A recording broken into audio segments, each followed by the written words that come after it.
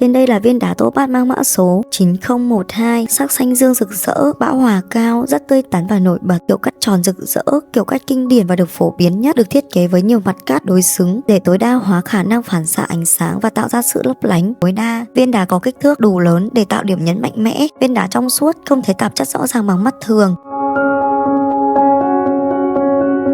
Và sau đây là thông số chi tiết của viên đá.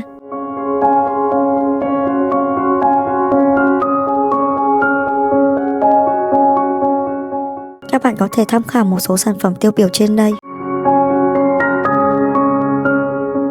Nhờ kiểu cắt tròn rực rỡ, viên đá tán xạ ánh sáng rất tốt, tạo ra các mặt tia sáng lấp lánh mạnh mẽ từ trung tâm ra các cạnh. Đây là viên đá Topaz có chất lượng tuyệt vời, kiểu cắt tròn kinh điển giúp viên đá phát huy tối đa độ rực rỡ, rất phù hợp cho nhận đính hôn hoặc dây chuyền hàng ngày.